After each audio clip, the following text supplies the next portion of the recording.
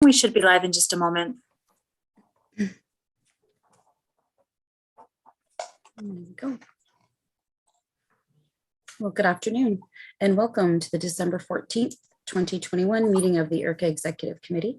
We'll start by taking a roll of our board members to confirm attendance. Just take your mic off and say present. Councillor Len Janice of Lakeshore. Present. Deputy Mayor Joe Bacchetti of Tecumseh. Present. Vice Chair Councillor Kieran McKenzie of Windsor. Present. And we are just waiting for Deputy Mayor Larry Verbeek of Leamington to join us.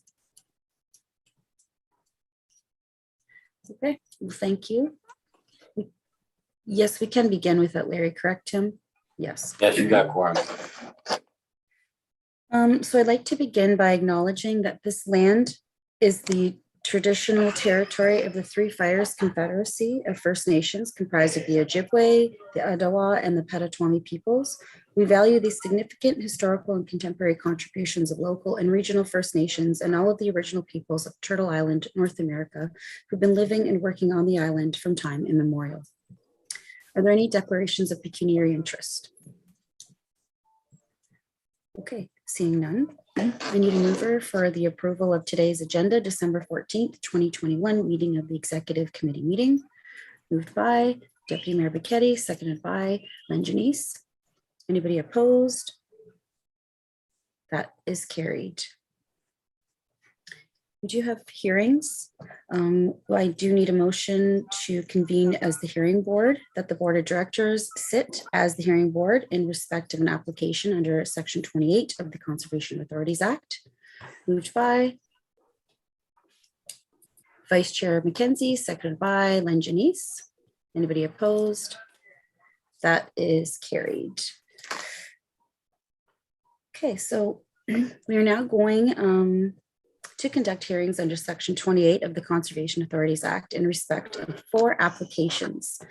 Lisa and Greg Breslin are requesting relief from access, ingress, and egress policy requirements to construct a new foundation and undertake renovations at 251 Lakeside Drive in the town of Amherstburg. Mr. Atwan is requesting relief from access, ingress, and egress policy requirements to construct a dwelling on a vacant lot on Claremont Lane in the town of Amherstburg. Baker Investments Limited is requesting relief from access of ingress and egress policy requirements to construct an apartment building at 8380-8474 Wyandotte Street East in the state of Windsor. Salem Yunnan is requesting relief from access, ingress and egress policy requirements to construct a dwelling at 564 Florence Avenue in the city of Windsor. We, as the hearing board, are unaware of the matters being brought forward, and we are only now receiving and reviewing the information provided by staff this afternoon. The authority has adopted regulations under Section 28 of the Conservation Authorities Act, which requires the permission of the authority for development within an area regulated by the authority in order to ensure no adverse effect on the control of flooding, erosion, dynamic beaches, or pollution or conservation of land, or to permit alteration to a shoreline or watercourse or interference with a wetland. The staff has reviewed this proposed work, and a copy of the staff report has been given to the applicants. The Conservation Authorities Act, Section 2812 provides that permission required under a regulation made under Clause 1B or 8 shall not be refused or granted subject to conditions unless the person requesting permission has been given the opportunity to require a hearing before the authority, or if the authority so directs, before the authority's executive committee. In holding these hearings, the authority board is determined whether or not a permit is to be issued. And in doing so, we can only consider the application in the form that is before us, the staff report, such evidence as may be given, and the submissions to be made on behalf of each applicant. The proceedings will be conducted according to the Statutory Powers Procedure Act. Under Section 5 of the Canadian Evidence Act, a witness may refuse to answer any question on the ground that the answer may tend to criminate the person or may tend to establish his or her liability to a civil proceeding at the instance of the Crown or of any person. The procedure in general shall be informal. However, this is a quasi-judicial process and provides for evidence to be given in response to members' question. Therefore, staff and applicants will be asked to swear on oath or provide an affirmation to speak the truth.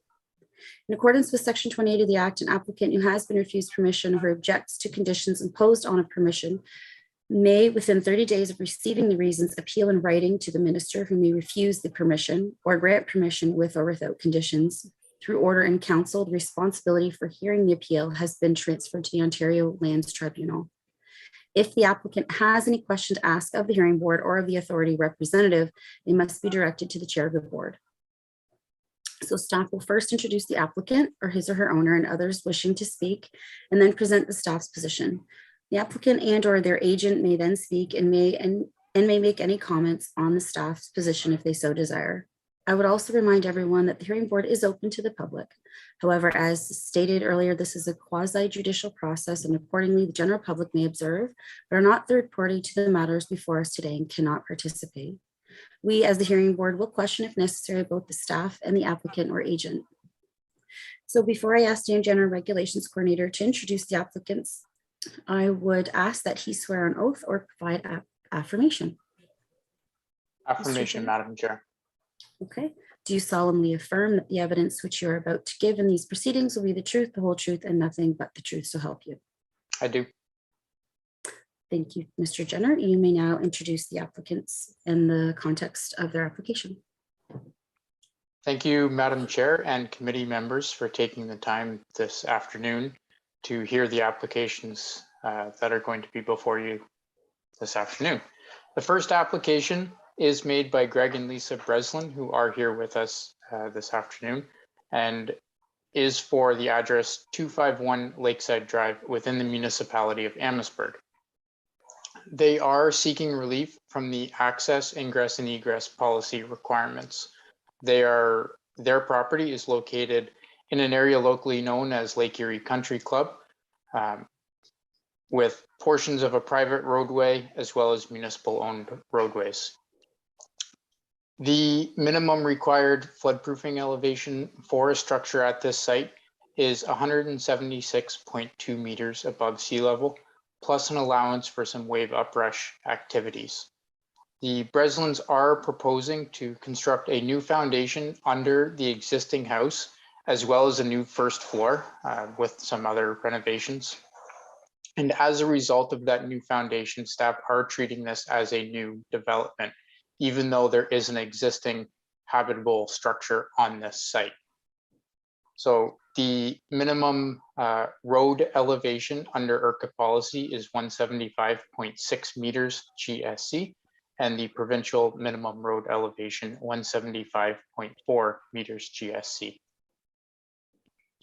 The road in this area is fully delineated on both sides, including the private sections of roadway leading out of this area, and only a small portion of the road is below the IRCA road elevations by approximately 5 inches. The road is above the provincial minimum road elevations. We do have support from Town of Amherstburg first responders and their ability to access these areas. They've also updated their emergency response plans to reflect these areas. We've worked closely with the applicants as well as their consulting engineer to address all of the other regulatory requirements, such as setbacks and floodproofing elevation. The issue before the committee this afternoon is the ingress and egress access policy requirements, and staff is recommending that the committee waive the ingress and egress policy requirements for this application. Thank you.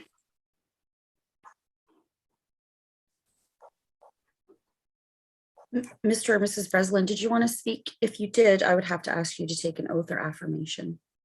No, it's been Well articulated by Dan. Yes. Okay, well, thank you. Well, then, any questions or comments from any members? Okay, well then on the application from Lisa and Greg Breslin to You request have relief. one. Pardon? Oh, Yes. Councillor Janice, go ahead. No, I was just going to move the recommendation for the flood proofing or the Okay, ingress egress. certainly. Support. Seconded by Deputy Mayor Joe Becchetti. Anybody opposed? That is carried then. All right, Thank you, Mr. and Thank Mrs. you. Breslin. All the best. Thank you, committee. Yes, you're welcome to listen in, or you may just leave. It's up to you. Have a good day. Thank You you. too. Thank you.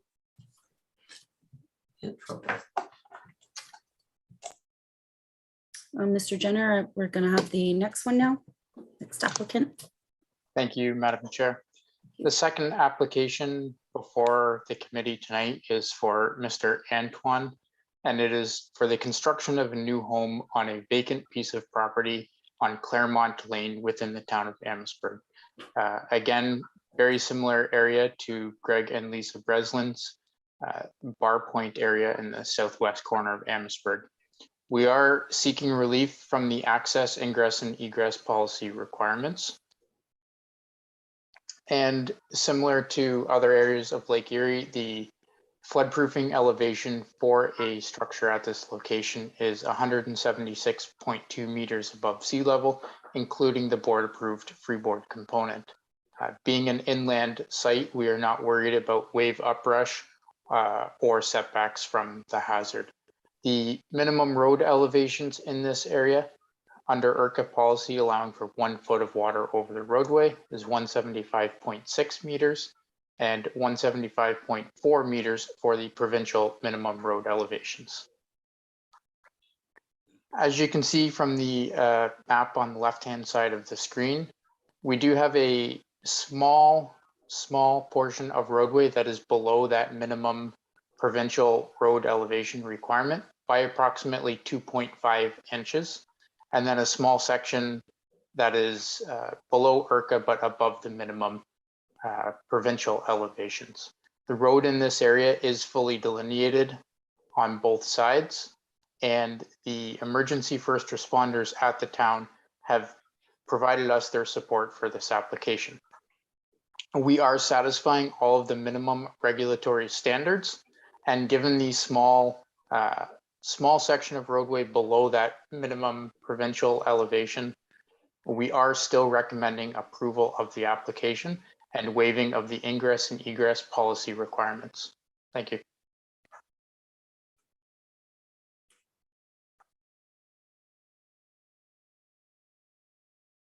Questions or comments, board members?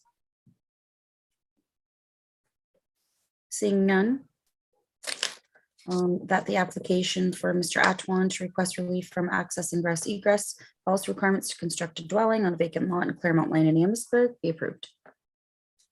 Move the admin recommendation, Madam Chair. Thank you. Supported by Vice Chair McKenzie, seconded by Deputy Mayor Joe Bacchetti. Anybody opposed? That is carried. Thank you, committee. Jenner? Thank you, Madam Chair. The third application before the committee tonight, made by Baker Investments Limited at 83808474 Wyandotte Street East within the city of Windsor, is for the construction of a new apartment building. We do have Mr. John Paul Aleo here representing the applicant, should the committee have any questions. We are seeking relief from the ingress and egress policy requirements.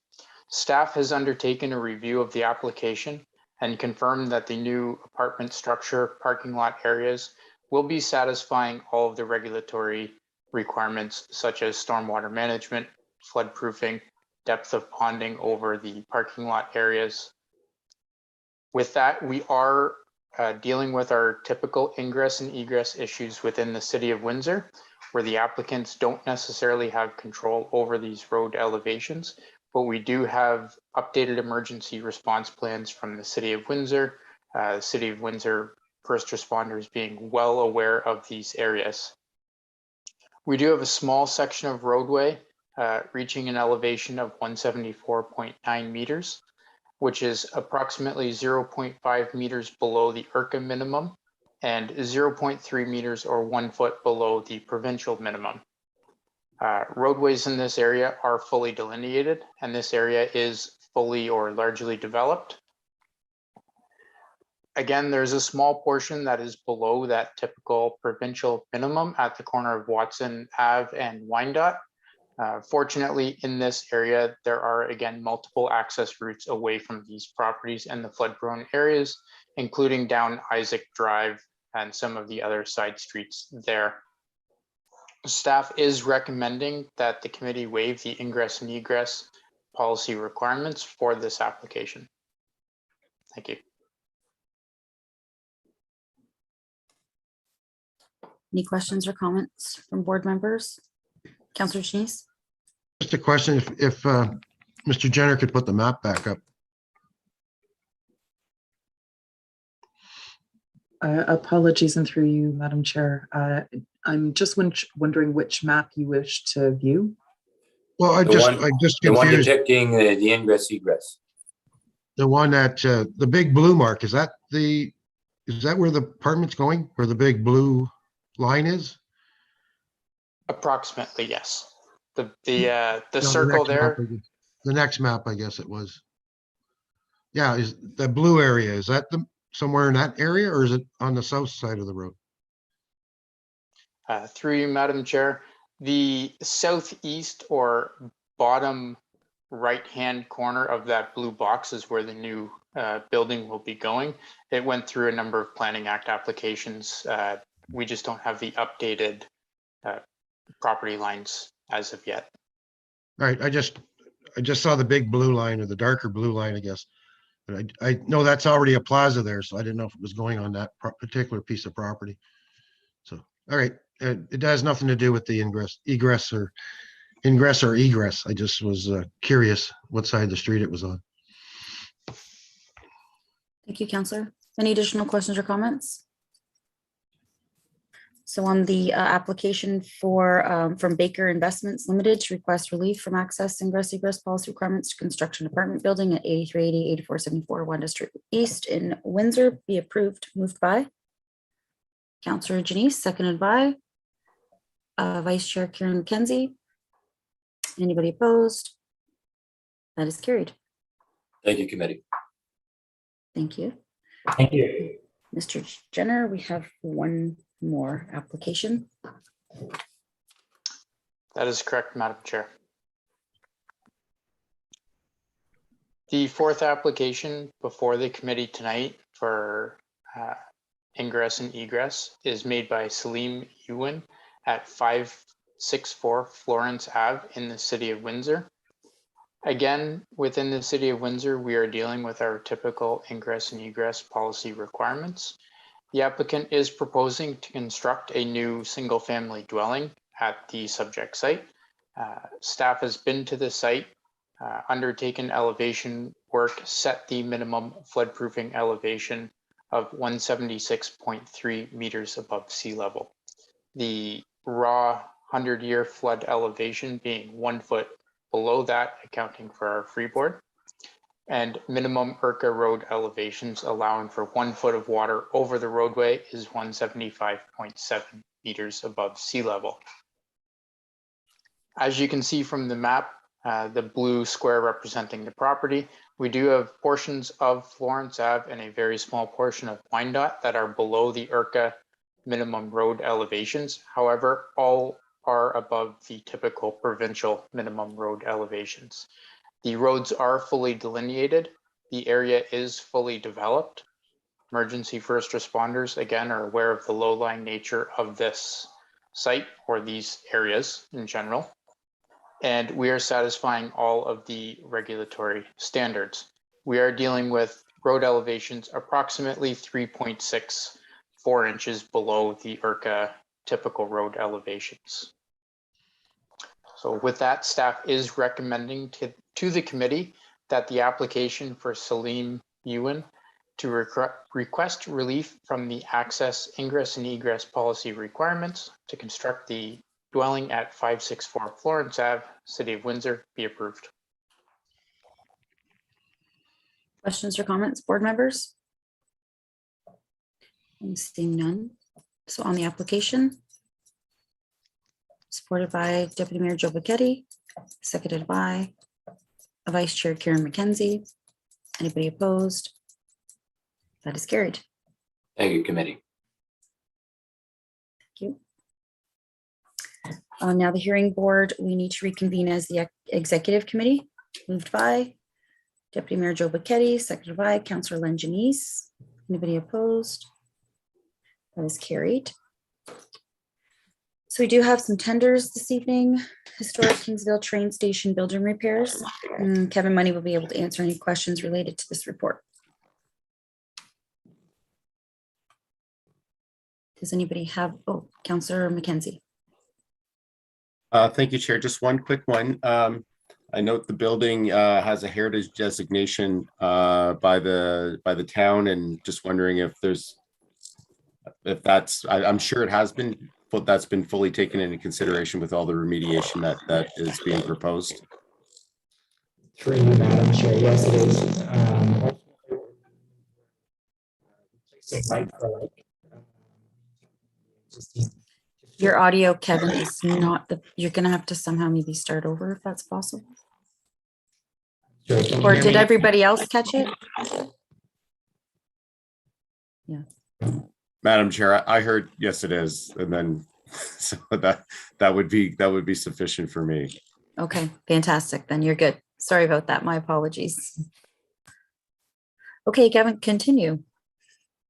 Thank you, Madam Chair. Kevin, Keep Kevin, busting up. Kevin, maybe get rid of your camera. Just go with your audio. Apologize for the issues there. Can people hear me now? No.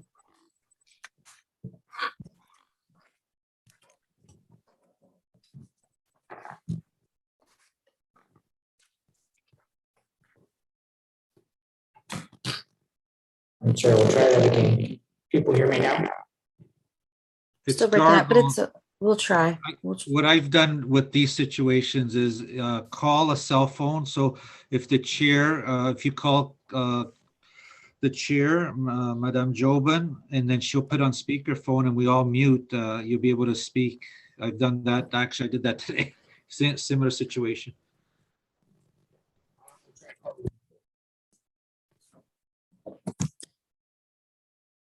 So you're just gonna call my cell phone, Kevin? Is that what we're doing? Or you're calling in on the Zoom meeting? There's two ways to do it. He'll call you on your cell phone and then you put it on speakerphone and we all mute. So we could all hear each other speak. Well, what he could also do is just call in on the phone Zoom link. Yeah, he's calling Instead in of Zoom. Yeah. on the Zoom, so it's fine. There he is.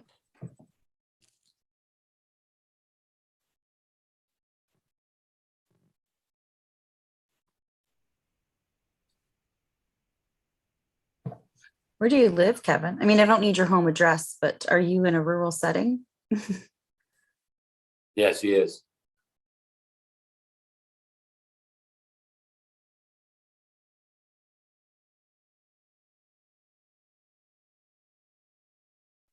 Well, whoever he's Kev- talking Kevin, you're still connecting to the meeting via audio.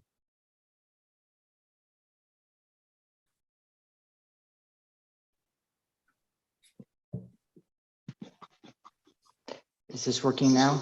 Oh, Nice. fantastic. Okay. So start from the beginning, exactly what you said the first time. I'm just kidding. Okay, sorry about the technical issues there, everybody.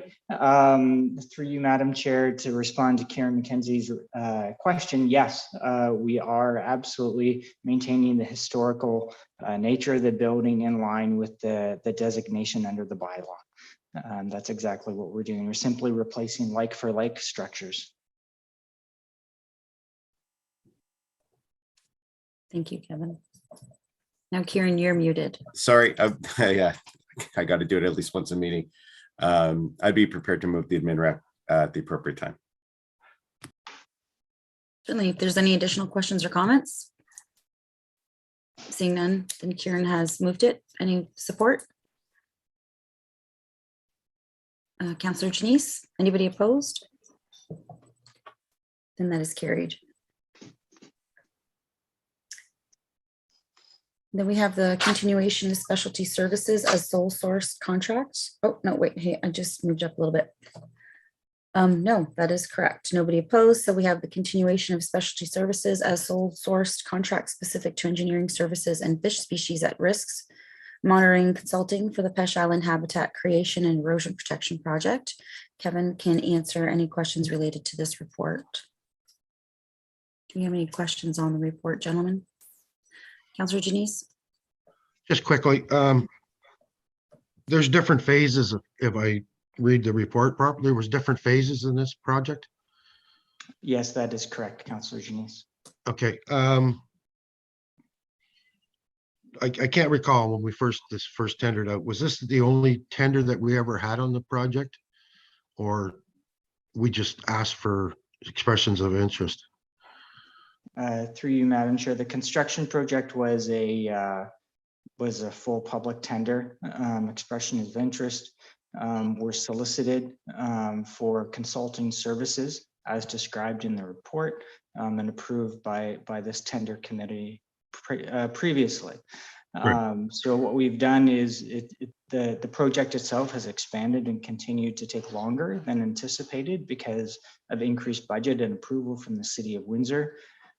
So we, as administration, are recommending the continuation of the lowest prices in the original consulting quotes because at this point, those two consultants, both the fisheries consultant as well as the engineering consultant, are well versed on these projects, are currently working on the projects, and the escalation of the costs have simply forced us to come to this committee to seek that approval ultimately. I can certainly understand that. I guess the only thing is when you kind of break projects into 1, 2, or 3 sections, and then as you progress, the person that does the first section is probably in a better position for bidding, because for somebody else to come in new now, almost has to bid higher in the sense that they have to get up to speed on where the project currently sits. Would I be correct in saying that? Like, they almost have to take their bid and bid on phase 1 to understand phase 1 in order to put a bid in for phase 2. So by doing it, I guess in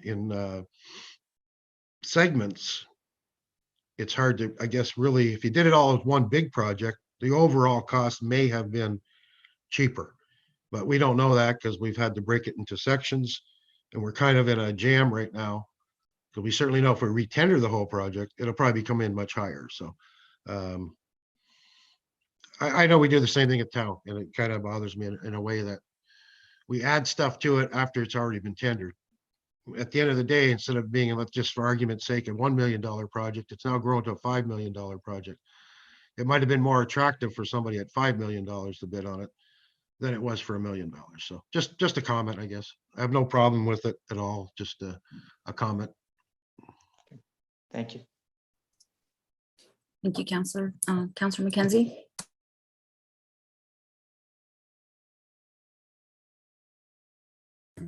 Thank you, Chair. So just so I'm clear in terms of the additional funding that's going to be required, is it related to the scope of the work being expanded, or is it related to the delays that we've experienced due to the weather issues, as well as the supply chain, the shortage of materials that's mentioned in the report, or is it a combination of all of those things? Through you, Madam Chair, it's a combination of both. So the City of Windsor granted approval to expand the project by approximately $800,000. So that added considerably to the breadth of work that the contractor needed to undertake. We also needed to be patient while supply, primarily armor stone or rock, was secured from the local quarries because there's a great deal of demand for that type of material right now. So because of that, because the quarries were not able to meet the demand immediately, that was the other issue. So between those two things, we definitely have had some delays, and then ultimately weather. It's understood that this project has last year, we were hoping to carry on through the winter. Unfortunately, the ice got in the way, froze the river, and as a result, we had to postpone that work until 2021. The contractor is in the process of continuing on with the work. They're working on the erosion end of it on the head of the island right now, and continuing on in that regard. But every day that they are out there, we are required by through our DFO permit to have that fisheries consultant out there. So that's just the nature of this business, unfortunately. And I should point out that the consultant, which was the lowest bid, has maintained that price throughout the entire project. They have not increased their fee whatsoever, compared to the other consultants that were asked to submit pricing. And then the other note, which is documented in the report, is that the engineering fees associated with the project are actually substantially lower than expected. He is essentially charging time and materials for this project, and an extremely competitive rate, which we're quite pleased with and happy with, because it means we can invest more into the project itself and not in engineering fees. Got it. Well explained there. Thank you for that. I guess the only comment I might have with that is I just wonder to what extent, when we're doing the original tendering and we know, the Peche Island, and there's the potential for weather to impact the timeline, how much that gets built into the original sort of assessment of when we're doing the RFP and all of those designs and costing, and whether or not, in this case, maybe we were too optimistic. I don't know, would that be fair to suggest? Well, we knew the project was going to be multi-year. We were hoping the project was going to wrap up this year, but because of the added funds provided, we know we're going to be working probably next year as well at this point. Just based on the pace of the contractor. It's one of those things where it's hard to predict the amount of time that it actually takes for the contractor to actually complete the works in question, because there's many variables such as weather, temperature, even wind. For instance, over the windstorm over the last few days, the contractor was not able to do his job. Those types of things all delay the project. Got it. Mr. Burney? Thank you, Madam Chair. There was also significant delays in timing with securing approvals through DFO. Got it. Okay, well, those are my questions. Thank you. Certainly happy that this project is moving forward. Very happy about this one, to be honest. So are a lot of folks in Windsor. Anything else, members? Okay, so on this report, that Ledley Environmental be approved as sole source contract in order to continue with the provision of consulting and fish monitoring services as required by DFO permits and as described in their updated quote, and further that Landmark Engineering be approved as a sole sourced contract in order to continue with the provision of consulting engineering services as described in their updated quote. Moved by Vice Chair Kieran McKenzie and seconded by Councillor Lynn Janice. Is anybody opposed? That is carried. Thank you, committee. Now, replacement of fleet vehicles. Kevin, you can answer any questions related to this report. Happy to respond to any questions. For sure. Does anybody have any questions or comments related to the fleet vehicles replacement? Councillor McKenzie? Just at a high level, what goes into the assessment in terms of when a vehicle is going to be replaced? I don't know. That's. I think that could be a pretty in-depth response, but maybe there's a Coles Notes version of what does the policy say in terms of when we cycle through new vehicles? Through you, Madam Chair. It's a great question. And what we target is 7 years. So we target to replace our vehicles in and around the 7-year mark for a whole host of reasons that I won't really dive into. But ultimately at that point, the vehicles may start to impact operations, delays in work, et cetera, once they start to have more and more breakdowns. Got it. Okay. Thank you. Thank you, Madam Chair.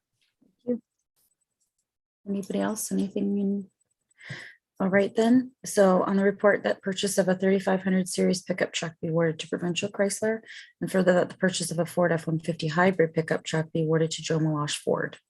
Moved by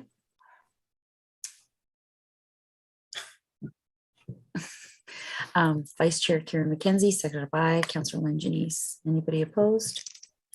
And that is carried Thank you, committee. as well. We don't have any reports for approval. Committee of the whole, none. Is there any new business members wish to address? I am seeing none. Other business then, the next meeting of the IRCA Board of Directors will be the annual general meeting held on Thursday, January 20th, 22 at 6 p.m. via Zoom web conferencing. Well, this concludes our meeting of the IRCA Executive Committee today. Thank you everyone for joining us. Again, would like to wish everyone a very Merry Christmas and a happy and healthy New Year. And if I could just get a motion to adjourn. Deputy Mayor Joe Burketti, seconded by Councillor Len Janice. Nobody is opposed. So that is carried. Merry Christmas. Happy Thanks, everyone. holidays. Christmas. Anybody everyone. want to drop everyone. anything off for Christmas at my house? Be more than welcome.